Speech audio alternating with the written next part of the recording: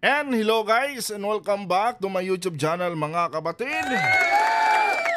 Welcome back sa One Talk PH. At ito na nga mga kababayan ang pinakalitas na balita na aking nasagap ngayong araw mga kapatid. Nako, appointed son of God na si Kibuloy mga kababayan. Corner na di umano mga kapatid sa loob mismo ng kanyang compound dyan sa Davao. Na kung saan mga kababayan, pinapaligiran ito ngayon ng ating mga kapulisan dyan sa pangunguna ni General Torre mga kapatid. Dahil nga mga kababayan, sa natanggap nilang impormasyon na itong si Kibuloy mga kapatid, nandyan lang sa loob mismo ng kanyang bakuran. Diba? At ito pa mga kababayan nagbigay na ng medyo malaman na statement itong si General Torre na kung saan mga kapatid sinabi niya dito na nasa kay Kibuloy na lang daw yan mga kababayan kung gusto niyang subukan ang kapangyarihan ng gobyerno. Nako po, nasa kay Kibuloy na lang daw mga kapatid kung gusto niyang matikman ang puwersa ng gobyerno.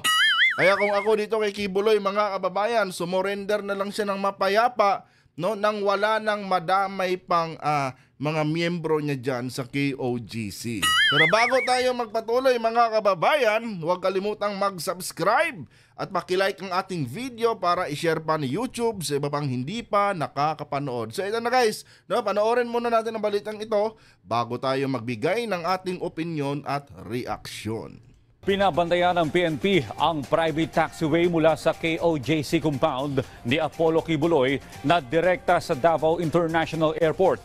Grabe. Kamakailan lamang ay may nakitang isang helicopter na lumipad mula sa hangar ng compound kung saan pinaniniwalaang nananatili pa rin si Kibuloy. Yan ang Grabe mga kapatid, ganon ka-special si Kibuloy dyan sa Davao. Biruin mo may access siya diretso mga kababayan, Meron siyang access na diretso mismo sa airport ng Davao. Ibang klase talaga mga kababayan, pagkaibigan mo ang nakaupong mayor.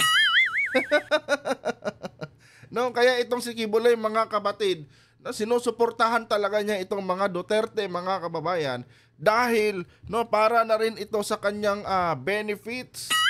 Biruin mo mga kapatid, may direct access ka papunta mismo sa airport ng Davao. Ganon ka-special itong si Kibuloy dyan sa mga taga Davao mga kapatid. Ganon siya ka-special para dito sa mga Duterte. Diba? Samantalang yung ibang mga tao dyan, kailangan talagang dumaan sa proseso mga kababayan. Samantalang itong si Kibuloy, nako, anytime pwede siyang pumunta sa airport mga kapatid.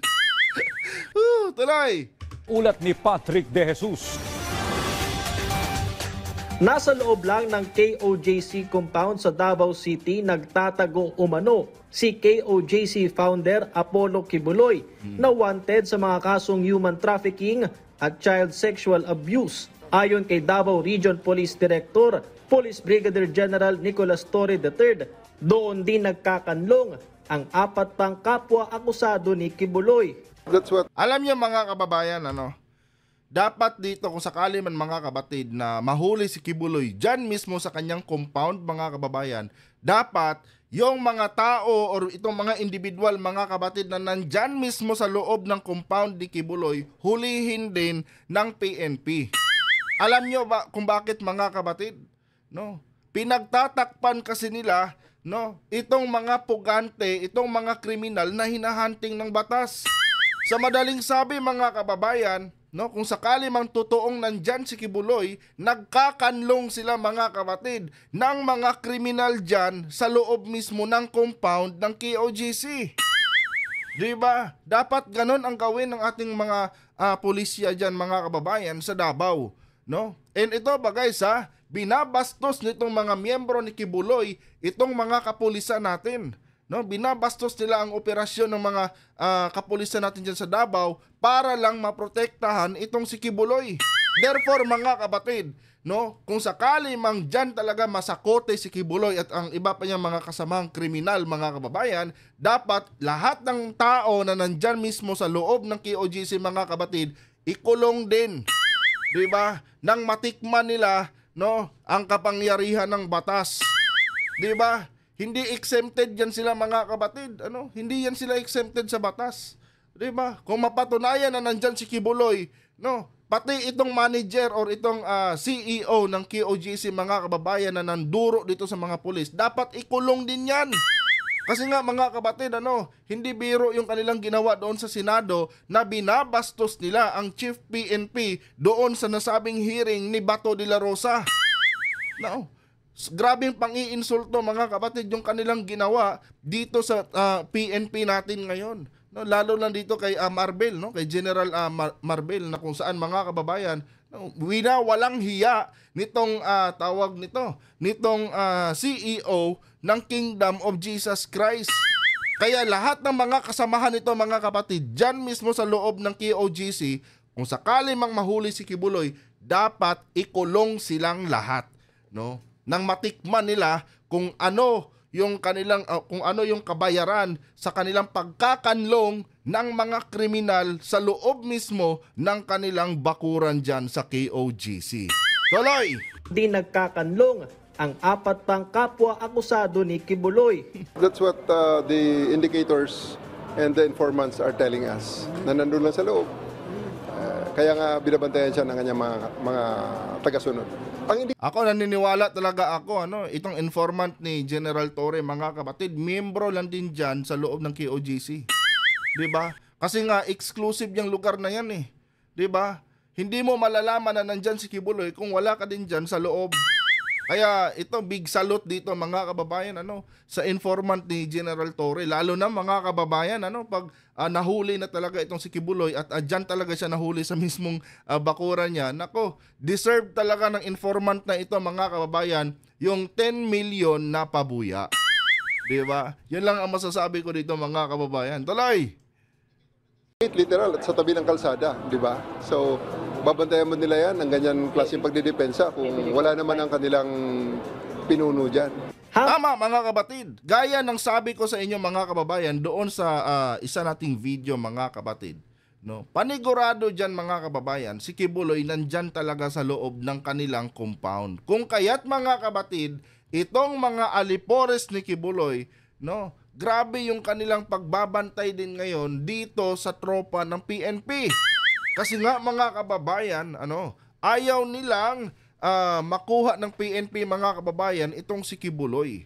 'Di ba? Ganon sila ka-defensive diyan ngayon mga kababayan. Sobrang kwan nila, sobrang alerto nila 24 oras diyan sa kanilang compound, at talagang kini-question nila ang mga pulis kung bakit nandyan mismo ang mga pulis ngayon nakapwesto sa harapan ng compound ni Kibuloy. Ibig sabihin mga kapatid, itong pagiging defensive nila ngayon, nangangahulugan lang talaga yan mga kababayan na itong si Kibuloy mga kapatid, nandyan nga sa loob mismo ng ng compound ng KOJC.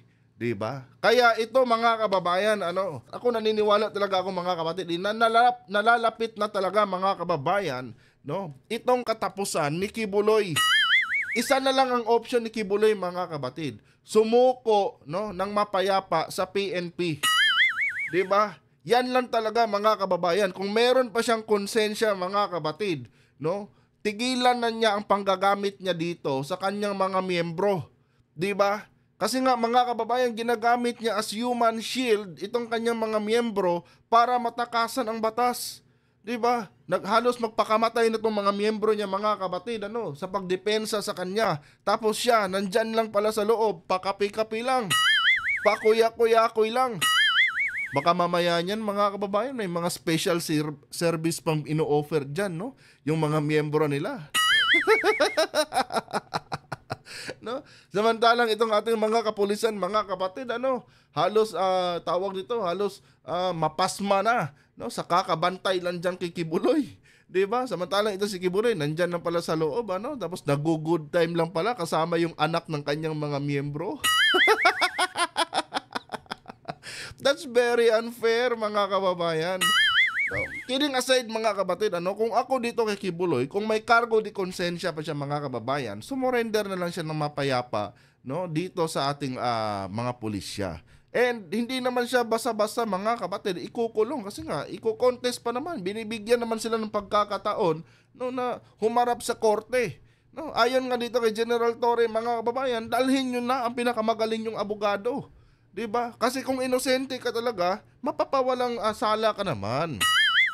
'Di ba? Ganun lang kasimple 'yun eh. Kaysa naman gamitin mo 'tong mga miyembro mo diyan, no, na buhay kang pinagtatanggol, 'di ba? Wala kang kwentang leader kung ganyan ka kibuloy.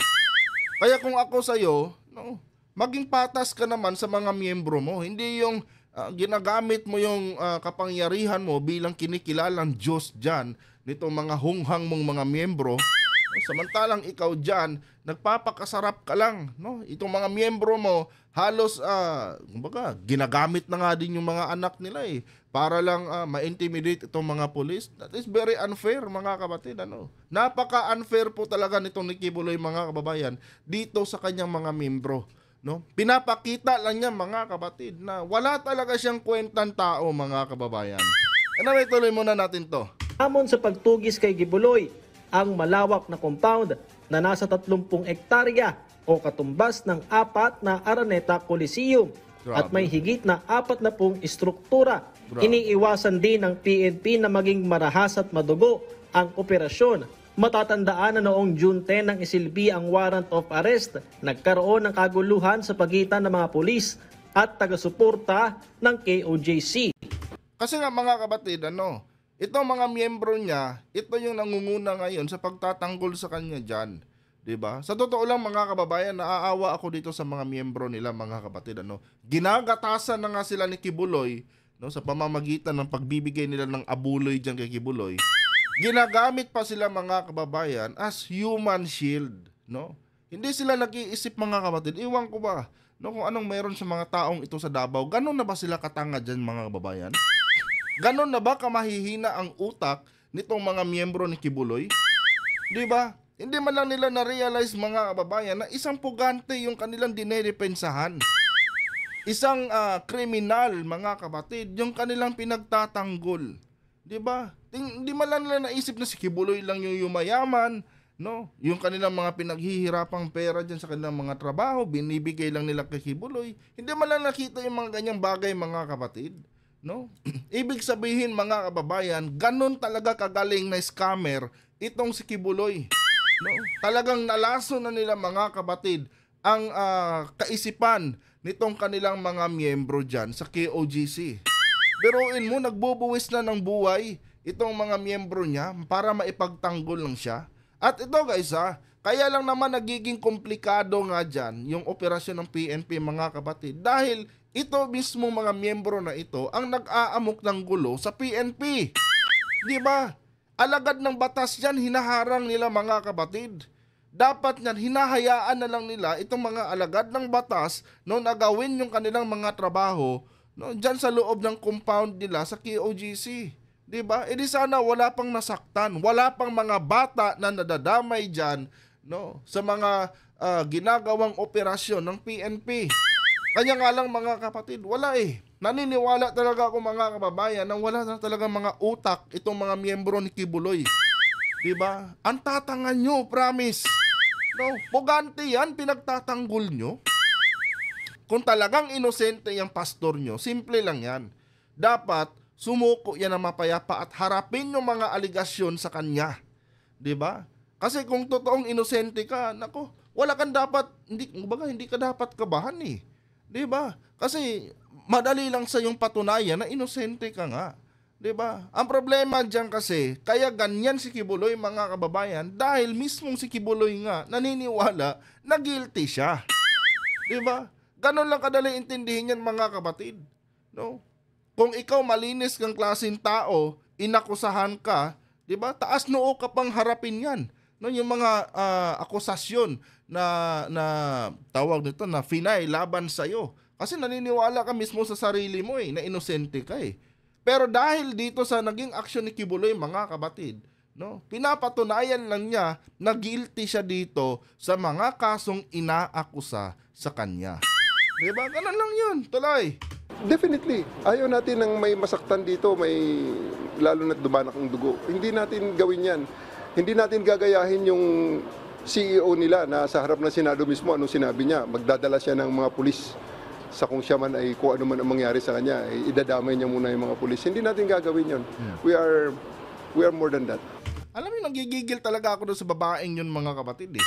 No? Akala mo kung sino, nataon lang talaga mga kababayan na bias yung may hawak ng komite.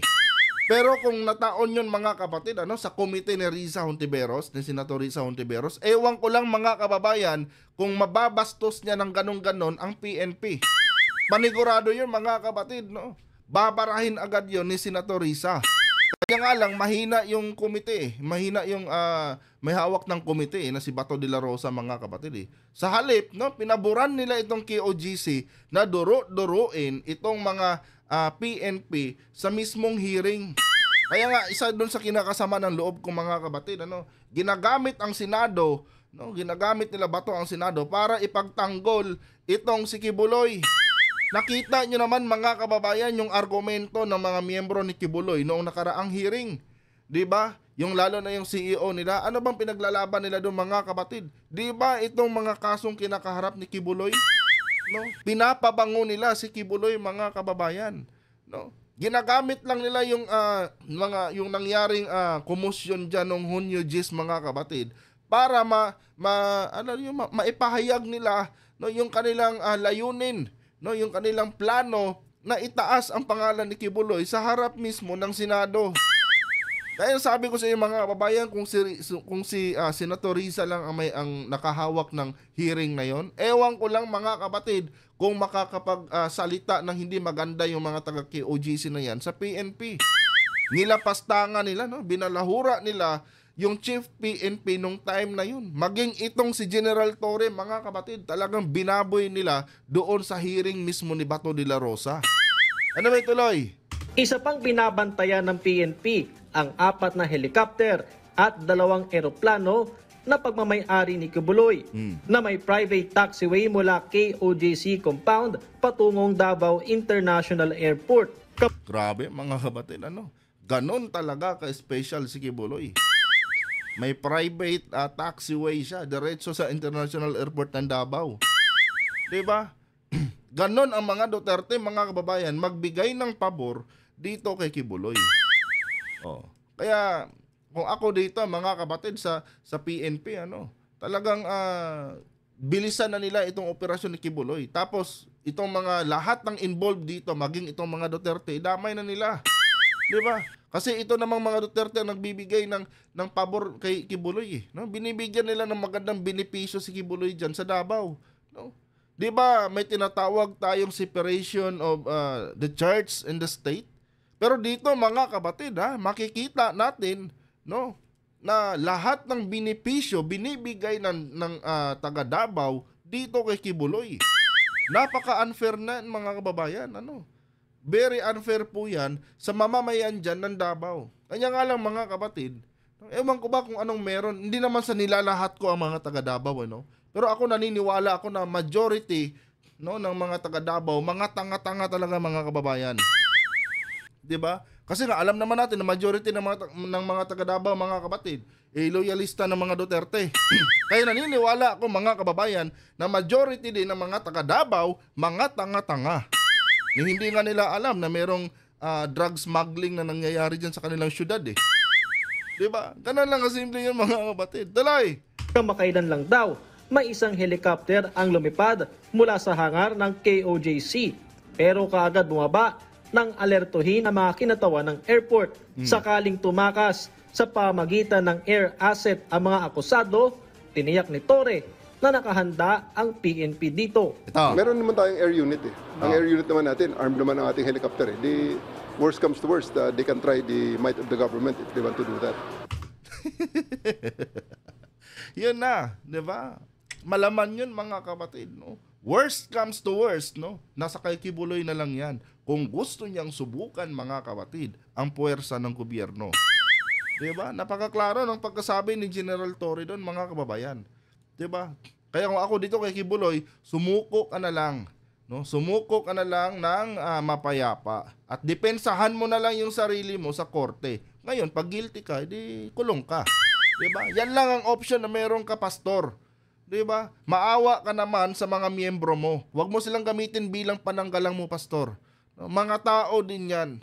No, may buhay din 'yan. Huwag mo masyadong abusuhin, no, yung pagiging tapat nila sa iyo.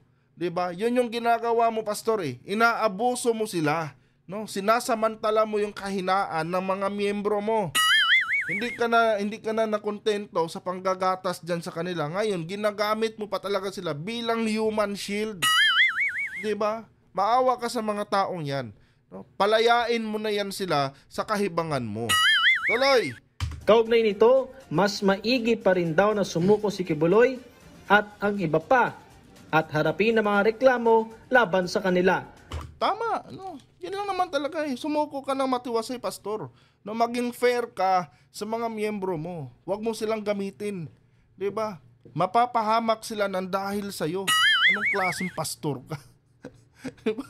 Tuloy. Ipakita na lang ni Mr. Kibuloy na talagang siya ay leader nga ng kanyang mga tao at take the cudgels of his people na hindi na ulanan, hindi na initan, hindi na babagyuhan doon sa harap ng kanyang kingdom na para idepensahan lang siya. Tama. Exactly, mga kapatid. 'Di ba? Kawawa yung mga tao eh, nagpapaulan doon, napapasma, 'di ba? Ulan araw, biruin mo, ulan araw mga babae, nandun talaga sila sa sa harapan ng QOGC, no? Para pantayan itong puwersa ng PNP na kung saan nag-aabang dito kay Kibuloy.